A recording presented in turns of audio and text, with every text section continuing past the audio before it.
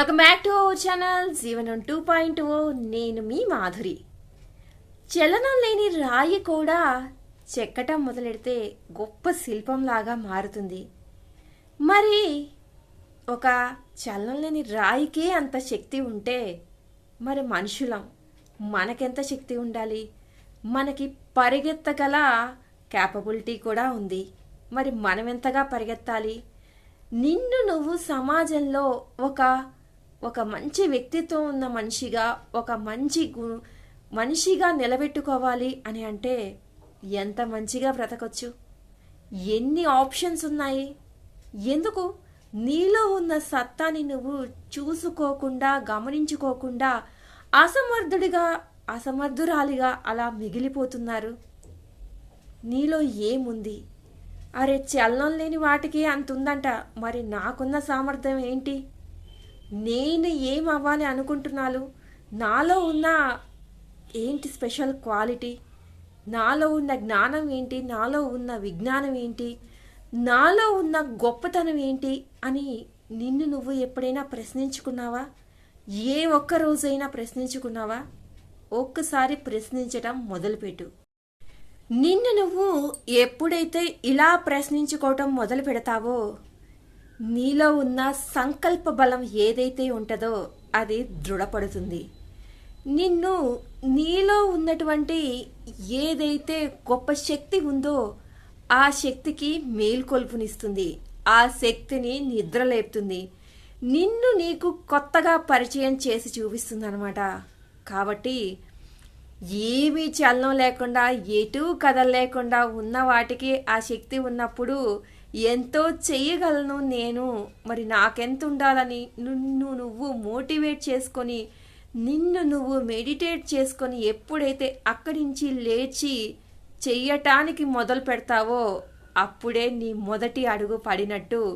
ఒక్కసారి మొదటి అడుగు పడిందంటే ఆ అడుగు వెంట అడుగు ఎన్నో అడుగులు పడి నిన్ను ఎక్కడ నిలబెట్టాలి అని అనుకుంటున్నారో అందరూ, నీ పేరెంట్స్ కానివ్వచ్చు, నీ వెల్ విషర్స్ కానివ్వచ్చు, అందరూ కూడా నువ్వు ఎక్కడ నిలబడితే చూసి సంతోషించాలి అని అనుకుంటున్నారో, నువ్వు ఎక్కడ నిలబడితే నీకు ఒక గొప్ప స్థానం వస్తుందో అక్కడ నువ్వు నిలబడతావు అన్నమాట.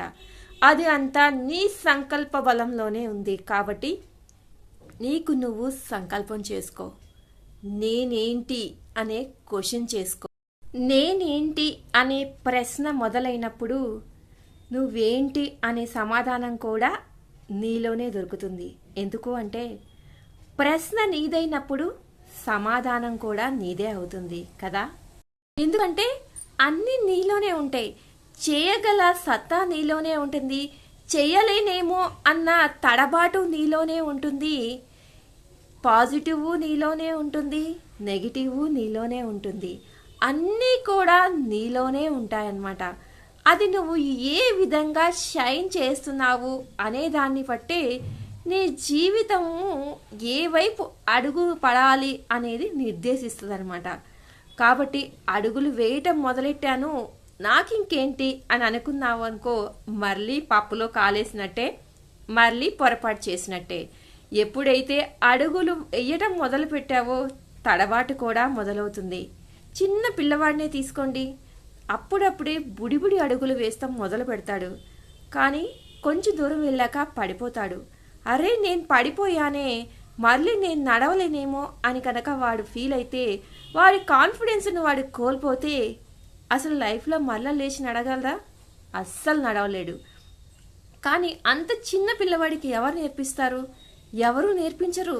తనలో ఉన్న సంకల్ప బలం, తనలో ఉన్న కాన్ఫిడెన్సే లే, మళ్ళీ ప్రయత్నించు అని తనకి ఒక నిర్దేశికత చేస్తానమాట.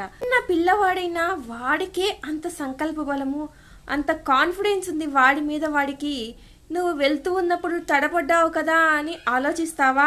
ఆలోచించొద్దు. ఆ తడబాటును కూడా తట్టుకుని నిలబడి సందిగ్ధం ఆపేసి ముందడుగు వేయడమే. దాన్ని ఎలా తట్టుకోవాలి అని చెప్పేసి ఆ పరిస్థితులను బట్టి నేర్చుకోవడమే. లైఫ్ ఉన్నది అందుకే కదా, ప్రతి క్షణం నేర్పించటానికే. మనకు భగవద్గీతలో కృష్ణుడు ఒక మాట చెప్తాడు, నీ పని నువ్వు చెయ్యి, ఫలితం తర్వాత సంగతి అని. అలాగే ఏది జరిగినా వెనక్కి తిరిగి చూడకుండా లాభమైనా నష్టమైనా కుంగిపోయినా ఏం జరిగినా నిలబడగలిగినా నిలబడలేకున్నా ఎందులో అయితే నేను వెళ్ళానో అక్కడ నేనేంటో నిరూపించుకునేదాకా వెనకడుగు వేసే ప్రసక్తే లేదని దృఢంగా అనుకొని ముందుకు పోవడమే తప్ప వెనక్కి తిరిగి చూడొద్దు, వెనక్కి తిరిగి రావద్దు. అలా కనుక పొరపాటున చేస్తే ఎక్కడ వేసిన గొంగలి అక్కడే, ఎక్కడి నుంచి మొదలెట్టావో అక్కడికే వచ్చి చేరుకున్నావు, ఇలాంటి మాటలు ఉంటాయి కదా, అవి నీకే వర్తిస్తాయి. నువ్వే దానికి ఎగ్జాంపుల్ అవుతావు అన్నమాట. అర్థమవుతుందా? చలనం లేని వస్తువు నీలో ఒక సంకల్ప బలం పెంచడానికి ఎలా ఎగ్జాంపుల్ అయిందో ఓటమికి నువ్వు ఎగ్జాంపుల్ అవుతావు.